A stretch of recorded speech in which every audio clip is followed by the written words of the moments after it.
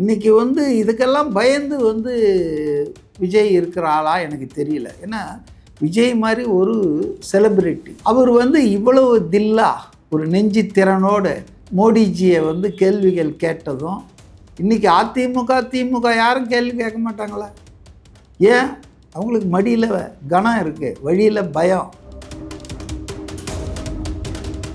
Ride வரலாம், அதனால் ride வந்துதானாலும் அதை ஃபேஸ் பண்ணுறதுக்கு தயாராகி தானே விஜய் பேசியிருப்பார். விஜய் ஒன்றும் இஸ் நாட் எ சைல்டு, அவர் அடல்ட்டு.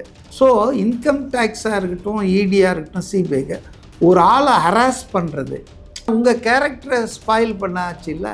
இப்போ அந்த வேலையை கனக்கச்சிதமாக 2014 மோடியும் அமித்ஷாவும் சேர்ந்து அரசியல் எதிராளிகளை பந்தாடுகிறார்கள். எதிர்கட்சியாக இருக்கும்போது திமுக என்ன ஆட்டம் போட்டாங்க. அப்போவும் பிரதமராக தானே இருந்தார் அவர். அப்போ தமிழ்நாட்டுக்கு வந்தப்பெல்லாம் கோபேக் மோடி கருப்பு பலூன்லாம் விட்டாங்க. ஆனால் இப்போ என்ன சொல்கிறாங்க? தமிழ்நாட்டுக்கு மோடி வருவது நமக்கெல்லாம் பெருமைன்னு தங்கம் தென்னரசு நிதியமைச்சர் பேசுகிறார். இவங்களுக்கெல்லாம் வெக்கமான எதுவுமே கிடையாதா? அப்புறம் எதுக்கு நிதி ஆயோக் கூட்டத்துக்கு நீங்கள் போனீங்க? பையனை காப்பாற்றுறதுக்காக. அதை தான் விஜய் சொல்கிறாரு. நீங்கள் வந்து ஏடிஎம்கே வந்து டைரக்டாக அலையன்ஸ் வச்சுருக்காங்க, அது ஒரு அடிமை கூட்டணி. நீங்கள் வந்து கள்ள உறவு வச்சுருக்கீங்க ரகசியம். அப்போ 2 பேருமே பிஜேபிக்கு சரண்டர் ஆகிட்டீங்க. நான் அப்படி கிடையாது, பிஜேபியை நான் கேள்வி கேட்பேன், எதிர்ப்பேன், இஸ்லாமியர்களுக்கு எதிரான வெறித்தனத்தை நிறுத்தணும் மோடிஜின்னு சொல்கிறாரு. பிஜேபியை விமர்சனம் தாமரை இலையில் தண்ணீர் ஒட்டலாது, தமிழ்நாட்டில் ஓட்டு கிடைக்காதுன்னு சொல்கிறாருன்னா உங்களுக்கு கோபம் வர்றதில் எனக்கு புரியுது. அதுக்கு நீங்கள் பொலிட்டிக்கலாக தான் நீங்கள் பேசணுமே தவிர, சாப்பாடு பிளாக்கில் விற்றாங்க, அப்புறம் வந்து நீ போய் ஸ்டாலின் அங்கிளை கேளு, இதெல்லாம் ஒரு தரம் தாழ்ந்த செயலாக தான் நான் பார்க்குறேன். அரசியலாக பார்க்கணும்.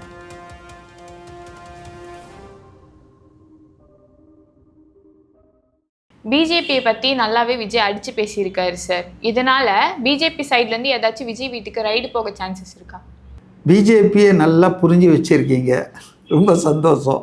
அதாவது பிஜேபியை எதிர்ப்பவர்கள் அவங்க குறி வச்சு இந்த சென்ட்ரல் ஏஜென்சிஸ் அனுப்பப்படுகிறது, சிபிஐ, இடி, ஐடி, இதெல்லாம் வந்து சாதாரண மக்களுக்கும் இப்போ தெரிஞ்சிருக்குதுன்றது உங்கள் பேச்சிலேருந்து.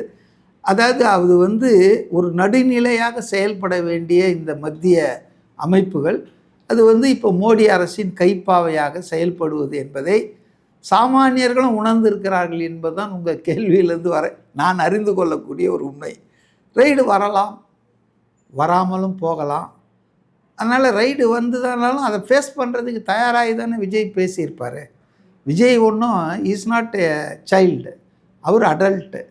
இன்ஃபேக்ட்டு அவரை வந்து மாஸ்டர் படத்தில் அவர் வந்து ஒரு ஷூட்டிங்கில் நடிச்சிட்டு இருக்கும்போது நெய்வேலியிலே எங்கேயோ நினைக்கிறேன், இன்கம் டேக்ஸ் ரெய்டுன்ற பேரில் அவர் அந்த ஷூட்டிங்கை நிறுத்திட்டு அவரை காரில் வீட்டுக்கு கூப்பிட்டு வந்து இங்கே சென்னைக்கு ரெய்டு பண்ணி ஒன்றும் இல்லைன்னு சொல்லி அப்புறம் முடிவாச்சுன்னு வச்சுங்க. ஸோ இன்கம் டேக்ஸாக இருக்கட்டும், இடியாக இருக்கட்டும், சிபிஐக்கு ஒரு ஆளை ஹராஸ் பண்ணுறது. இப்போ செய்திகள் கொடுப்பாங்க, அது ஒரு 10 வருஷம் கழித்து கேஸில் ஒன்றும் இல்லைன்னு ஆகலாம். ஆனால் உங்கள் கேரக்டரை ஸ்பாயில் பண்ணாச்சு இல்லை? இப்போ அந்த வேலையை கனக்கச்சிதமாக 2014 மோடியும் அமித்ஷாவும் சேர்ந்து அரசியல் எதிராளிகளை பந்தாடுகிறார்கள். சிறையில் தள்ளுறாங்க, ரெய்டு போகிறாங்க. இப்போ 2 நாளைக்கு முன்னால் பார்லிமெண்ட்டில் ஒரே கலேபரம். என்னன்னா, ஊழல் குற்றச்சாட்டுகளுக்காக மட்டும் இல்லாமல் 5 ஆண்டு சிறை தண்டனை கிடைக்கிற மாதிரி ஒரு குற்றச்சாட்டுக்கு ஆளாகி 30 நாள் ஜெயிலில் இருந்தால் போதும், prime minister, home minister, chief minister, ஸ்டேட்டில் இருக்கிற மற்ற மினிஸ்டர் எல்லாரும் 31வது நாள் ஆட்டோமேட்டிக்காக பதவி பறி போயிடும்னு ஒரு சட்ட திருத்தம், அதாவது கான்ஸ்டியூஷனல் அமெண்ட்மெண்ட்டு கொண்டு வந்திருக்காங்க. எதிர்கட்சிகள் கடுமையாக எதிர்த்து இருக்குது. ஏன்னா இது ஒரு சர்வாதிகாரத்தை நோக்கி இந்தியா போகிறதுனுடைய அடையாளம் தான் இது. ஒரு பக்கம் ராகுல் காந்தி ஓட்டு கொள்ளை நடந்திருக்கு, ஓட்டு திருட்டு நடந்திருக்குன்னு இந்தியா பூரா அவர் சொல்லிகிட்டு இருக்காரு. அவருக்கு பதில் சொல்ல வேண்டிய தேர்தல் ஆணையம் வந்து கேள்விகளுக்கு பதிலே சொல்லாமல் மழுப்பலாக போயிட்டாங்க. அப்போ இன்றைக்கி இந்த பக்கம் வந்து எந்த சீஃப் மினிஸ்டராக இருந்தாலும், எந்த மினிஸ்டராக இருந்தாலும் நாங்கள் 30 நாளைக்குள்ளே ஜெயிலில் போட்டுருவோம், அதுக்கப்புறம் பதவி ஆட்டோமேட்டிக்காக போயிடும்னா, இப்போ மக்கள் தேர்ந்தெடுக்கிற தலைவர்களை மத்தியில் இருக்கக்கூடிய ஆட்சியாளர்கள் நினைச்சா யார் மேலே வேணால் கேஸ் போடலாம், அரெஸ்ட் பண்ணலாம். அது 10 வருஷம் கழிச்சு நிரபராதின்னு வரலாம். ஜெயலலிதாவுடைய டான்சி கேஸ் 22 வருஷம் நடந்ததுங்க. எல்லா கோர்ட்டுக்கும் போவோம், எல்லாம் அப்பீல்னு. ஸோ அதனால் இன்றைக்கி வந்து இதுக்கெல்லாம் பயந்து வந்து விஜய் இருக்கிற ஆளா எனக்கு தெரியல. ஏன்னா விஜய் மாதிரி ஒரு செலிப்ரிட்டி, ஒரு உச்சத்தில் இருக்கிற, இன்னும் அவர் வந்து ஜனநாயகன் படம் வரைக்கும் அவர் ஆக்டிங்லேயும் இருக்கிறாருன்னு தான் நினச்சிக்கோ, ரிலீஸ் ஆகிற வரைக்கும். அவர் வந்து இவ்வளவு தில்லா ஒரு நெஞ்சு திறனோடு மோடிஜியை வந்து கேள்விகள் கேட்டதும், இன்றைக்கி அதிமுக திமுக யாரும் கேள்வி கேட்க மாட்டாங்களா? ஏன்? அவங்களுக்கு மடியில் கனம் இருக்குது, வழியில் பயம். எதிர்கட்சியாக இருக்கும்போது திமுக என்ன ஆட்டம் போட்டாங்க. அப்போவும் பிரதமராக தானே இருந்தார் அவர். அப்போ தமிழ்நாட்டுக்கு வந்தப்பெல்லாம் கோபேக் மோடி கருப்பு பலூன்லாம் விட்டாங்க. ஆனால் இப்போ என்ன சொல்கிறாங்க? தமிழ்நாட்டுக்கு மோடி வருவது நமக்கெல்லாம் பெருமைன்னு தங்கம் தென்னரசு நிதியமைச்சர் பேசுகிறார். இவங்களுக்கெல்லாம் வெக்கமான எதுவுமே கிடையாதா? ஒரு நபர் அவர் ஒன்றும் மாறல, நீங்கள் தான் மாறிட்டீங்க. அன்றைக்கி எதிர்கட்சியாக இருந்தீங்க, இன்றைக்கி ஆளுங்கட்சி ஆகிட்டீங்க. ஆனால் அந்த ஆள் அதே ஆள் தான், மோடி அதே தான். அதே ஜனநாயக விரோதம், அதே பாசிச கொள்கைகள், அதே இஸ்லாமியர்கள் வெறுப்பு, அது அப்படியே தான் இருக்கு. தமிழ்நாட்டு நலன்கள்லாம் காப்பாற்றப்பட்டு விட்டதா? இல்லையே. அப்புறம் எதுக்கு நிதி ஆயோக் கூட்டத்துக்கு நீங்கள் போனீங்க? பையனை காப்பாற்றுறதுக்காக. அதை தான் விஜய் சொல்கிறாரு. நீங்கள் வந்து ஏடிஎம்கே வந்து டைரக்டாக அலையன்ஸ் வச்சுருக்காங்க, அது ஒரு அடிமை கூட்டணி. நீங்கள் வந்து கள்ள உறவு வச்சுருக்கீங்க ரகசியம். அப்போ 2 பேருமே பிஜேபிக்கு சரண்டர் ஆகிட்டீங்க. நான் அப்படி கிடையாது, பிஜேபியை நான் கேள்வி கேட்பேன், எதிர்ப்பேன், இஸ்லாமியர்களுக்கு எதிரான வெறித்தனத்தை நிறுத்தணும் மோடிஜின்னு சொல்கிறாரு. இவங்க சொல்லுவாங்க அது 18% இஸ்லாமியர் ஓட்டை கவர் பண்ணுறதுக்காக. சரி, நீங்கள் செய்யுங்க. உங்களை யார் தடுத்தது? அதிமுகவை யாராவது தடுத்தாங்களா? திமுக யாராவது? அதனால் அது வந்து போல்டான ஒரு ஸ்பீச் தாங்க. அதனால் அவர் ஈ வில் ஃபேஸ் இட்டு. அவருக்கு பயம் இல்லை. நீ வாங்க, ரைடு வாங்க, என்ன இப்போ? அதனால் வந்து இப்போ அதிமுக வந்துங்க பிஜேபியால் படுதோல்வி அடைஞ்சது என்பதை உணர்ந்து தான் எடப்பாடி இனி இவங்களோட கூட்டணி சேரக்கூடாதுன்னு அவராக தான் டிக்ளேர் பண்ணார். அண்ணாமலை வந்து ஒரு பக்கம் குடைச்சல் கொடுத்துட்டு இருந்தார், அது வேறு விஷயம்.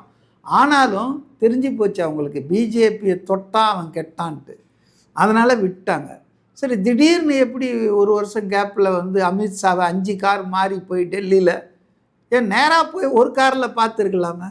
ஏதோ கொள்ளை அடிக்க போகிற கும்பல் மாதிரி இங்கே மாறி அங்கே மாறி போய் திருட்டு தானம்மா. அரசியல் கட்சிகள் யாரோடோனா எந்த கட்சியோடனும் உறவு வைக்கலாம், கூட்டணி வைக்கலாம், அதை யாரும் கேள்வி கேட்க முடியாது. பாஜக ஒரு registered political party, it is not a banned organisation இல்லையா? திமுக கடந்த காலங்களில் பாஜகவோட கூட்டணி வச்சுருக்கு, ஆட்சியில் பங்கு பெற்றிருக்கிறது. விசிக கூட்டணி வச்சுருக்குது இல்லைங்களா? மதிமுக கூட்டணி வச்சுருக்குது, பாமக கூட்டணி வச்சுருக்கு. சொல்லப்போனால் இந்திய தேசத்தில் ஒரு 2 கட்சி தான் என்னால் சொல்ல முடியும். இன்றைக்கி எதிர்க்கிற ஆம் ஆத்மி, திரிணாமுல் காங்கிரஸ், சிவசேனா எல்லாருமே கூட பாஜகவோட ஒரு கட்டத்தில் கூட்டணி வச்சுருக்காங்க. காங்கிரஸ் கட்சியும் லாலு பிரசாத் யாதவுடைய அந்த ராஷ்ட்ரிய ஜனதாதள், இந்த 2 கட்சிகள் முஸ்லீம் லீக் சொல்லலாம். ஏன்னா அது வந்து கருவியின் குற்றம். முஸ்லீம் லீக் வந்து ஆர்எஸ்எஸ் அமைப்போட கூட்டணி வைக்க முடியாது. இந்த 3 காங்கிரஸ், ராஷ்ட்ரிய லோக்தள், ஜனதாதள் ஆர்ஜேடி, அடுத்தது பீகாரில் இருக்காது, பீகார் ஜார்க்கண்டில், அடுத்தது முஸ்லீம் லீக். இந்த 3 கட்சிகளை தவிர இந்தியாவில் பாஜகவோடு கூடி குலாவாகாத கட்சி ஏதாவது ஒன்று தமிழ்நாட்டில் இருக்குதா, இந்தியாவில் இருக்கா? அப்புறம் என்ன பாஜக எதிர்ப்பு? அதெல்லாம் சும்மா பேச்சுங்க. ஸோ இன்றைக்கி வந்து விஜய் வந்து இப்படிப்பட்ட ஒரு சர்வாதிகார சக்தியாக இருக்கிற பாஜகவை எதிர்த்து துணிச்சலாக கேள்வி கேட்குறார். கச்சத்தீவை மீட்டு கொடுங்க. நான் இன்றைக்கி கூட பார்த்தேன் சமூக வலைதளத்தில், பாஜகவின் மாநில நிர்வாகி எஸ்ஆர் சேகர்ன்றவர், அவர் என்ன போட்டிருக்காருன்னா, விஜய் வந்து இதை கேட்டதை நீங்கள் போய் அங்கிள் ஸ்டாலின் கிட்ட இதை கேளுங்க, அவங்க தான் அதை ஒப்படைச்சாங்கன்றாரு. எவ்வளோ அறிவீனமான பேச்சு. நான் பதில் போட்டேன் அவருக்கு. You are unfit to be a state level leader of பிஜேபின்னு போட்டிருக்கேன். ஏன்னா திமுக ஆட்சியின் போது கலைஞர் கருணாநிதி முதல்வராக இருக்கும்போது தான் அன்றைய பிரதமராக இருந்த இந்திரா காந்தி கச்சத்தீவை ஒப்படைச்சாங்க. அது இட்ஸ் ஹிஸ்டாரிக்கல் ஃபேக்ட், தப்பு கிடையாது, அதை சொல்லலாம். அதுக்கு பதிலாக இந்திரா காந்தி வேறு சில தீவுகளை வாங்கினாங்க ஸ்ட்ராட்டஜிக் ரீசன்ஸ்க்காக. ஆனால் இன்றைக்கி தமிழ் மீனவர்களுக்கு அது ரொம்ப சிக்கலாக இருக்குது, தொடர்ந்து ப்ராப்ளமாக இருக்குது. அதனால் அதுக்கு ஒரு முற்றுப்புள்ளி வைக்கணுன்னா அந்த தீவை நம்ம வாங்கிறது தான் சரியாக இருக்கும்னு இன்னி ஓன் விஸ்டம் விஜய் அவர் கட்சி வந்து தீர்மானித்து டிமாண்ட் பண்ணுறாங்க. அதுக்கு நீங்கள் என்ன சொல்லணும்? அது சாத்தியம் இல்லை, அது நியாயம் இல்லை, போனது தான் அப்படின்னு சொல்லுங்கள், தப்பு கிடையாது. ஆனால் அந்த பிஜேபி தலைவர் எஸ்ஆர் சேகர் என்ன சொல்கிறாருன்னா, நீங்கள் போய் ஸ்டாலின் கிட்ட கேளுங்க. என்ன ஸ்டாலின், அவர் ஒரு சீஃப் மினிஸ்டர், அவருடைய writ will not run out of this Tamil Nadu state. கும்மிடிப்பூண்டியை தான்னா ஸ்டாலினுக்கு பவர் கிடையாது இல்லையா? இந்த பக்கம் வாழையாரை தான்னா அவருக்கு பவர் கிடையாது. ஆனால் வேறு அந்நிய நாடுகளோடு விவாதம் நடத்தி பேச்சுவார்த்தை நடத்துகிற அதிகாரம் யாருக்கு இருக்குது? ஒன்றிய அரசுக்கு. ஆனால் பிரைம் மினிஸ்டருக்கு இருக்குது. அதனால தான் மோடிஜி நீங்கள் செய்யுங்கன்னு சொல்லி அவர் கேட்குறாரு. அது தமிழ் மீனவர்களுடைய குரல். ராமநாதபுரம், இந்த தமிழ் கடலோர மாவட்டங்களில் இருக்கிற மீன்பிடி சமூகங்களுடைய குரல். அப்போ அதை அவர் எதிரொலிக்கிறார். அதுக்கு நீங்கள் பதில் சொல்லுங்கள். ஏன் எங்களால் பண்ண முடியாது? காங்கிரஸ் கட்சி பண்ணிட்டு போயிடுச்சு. காங்கிரஸ் கட்சி பண்ணது எதையுமே நீங்கள் மாற்றலையா? ஜம்மு காஷ்மீருக்கு வந்துட்டு ஸ்டேட் அந்தஸ்தை பறிச்சிங்கல்ல, சிறப்பு அந்தஸ்தை பறிச்சிங்கல்ல, ரெண்டாக பிரிச்சிங்கல்ல, அதெல்லாம் செய்ய முடியுதில்ல. அப்போது பேசலாம், தப்பே கிடையாது, அட்டம் பண்ணுங்கள். அது ஒன்றும் பெரிய ஸ்ட்ராட்டஜிக் தீவு கொண்ட இலங்கைக்கு அது ஒன்றும் பெரிய முக்கியத்துவமாக இல்லை, அதை செய்து வாங்கலாம். பட் அதுக்கு பதிலாக நீங்கள் போய் ஸ்டாலின் கிட்ட கேளுங்கன்னா, Stalin is mere chief minister. அவர்கிட்ட கேட்டால் அவர் என்ன ஸ்ரீலங்கா பிரசிடெண்ட்டுக்கிட்ட பேசுவாரா? ஸோ இது மாதிரி பிஜேபியில் இருக்கிறவங்க, நான் சொன்னேன் ஏற்கனவே, தமிழ் இசை என்ன சொல்கிறாங்கன்னா பிளாக்கில் சாப்பாடு விற்றாங்கன்னு சொல்கிறாங்க. அங்கே இருக்கிற ப்ரைவேட்டில் எப்போவுமே வியாபாரிகள் வந்துங்க டிமாண்ட் அண்டு இது தான் விலை எப்படின்றது. இப்போ 1,00,000 பேர் வந்துட்டாங்க, அங்கே ஒரு 100 சாப்பாடு பொட்டலம் தான் இருக்குது. என்ன பண்ணுவாங்க? வழக்கமாக 20 ரூபாய்க்கு விற்கிறது 50 ரூபான்னுவான். This is the business people mentality. அப்போ அதை போய் பிளாக்கில் டிக்கெட் விற்கிற மாதிரி பிளாக்கில் சாப்பாடு விற்றாங்கன்னு ஒரு கேவலமாக பேசுகிறாங்க. ஒரு மாநாட்டை பொலிட்டிக்கலாக ஃபேஸ் பண்ணுங்கள். இப்போ பிஜேபி விமர்சனம் தாமரை இலையில் தண்ணீர் ஒட்டலாது, தமிழ்நாட்டில் ஓட்டு கிடைக்காதுன்னு சொல்கிறாருன்னா உங்களுக்கு கோபம் வர்றதில் எனக்கு புரியுது. பட் அதுக்கு நீங்கள் பொலிட்டிக்கலாக தான் நீங்கள் பேசணுமே தவிர, சாப்பாடு பிளாக்கில் விற்றாங்க, அப்புறம் நீ போய் ஸ்டாலின் அங்கிளை கேளு, இதெல்லாம் ஒரு தரம் தாழ்ந்த செயலாக தான் நான் பார்க்குறேன். அரசியலாக பார்க்கணும். எனக்கு ஸ்டாலின் அவர்களோடு 1000 கருத்து வேறுபாடு இருக்குது, முரண்பாடு இருக்குது. பட்டு ஐ நோ இஸ் லிமிட்டேஷன்ஸ். ஒரு முதலமைச்சர்னா அவருக்கு லிமிட்டேஷன் இருக்குது. அவர் இல்லைன்னா நீட்டை ஏன் ரத்து பண்ணுங்கன்னு கேட்டுக்கிட்டு இருக்காங்க. அதுவும் காங்கிரஸ் திமுக கூட்டணி ஆட்சி கொண்டு வந்தது தான், அதெல்லாம் நான் மறுக்கலை. ஆனால் இன்றைக்கி அவங்களுக்கு அது பவர் இல்லை, பவரில் இருக்கிற ஆள்கிட்ட தானே கேட்க முடியும். இப்போ அதை கேட்டிருக்காரு விஜய். இதெல்லாம் கொச்சப்படுத்துறது, இதுக்கு அரசியல் ரீதியாக விளக்கம் சொல்லாமல் அப்புறம் எப்படி நீங்கள் அதே போல் அடிமை கூட்டணி இல்லை, இது நல்ல கூட்டணி, அத்துவா இதுவான்றாங்க. உங்களோட ப்ரைம் டைமில் எங்களுக்கு டைம் ஒதுக்கி இன்டர்வியூ கொடுத்ததுக்கு ரொம்ப நன்றி சார். நன்றி, வணக்கம்.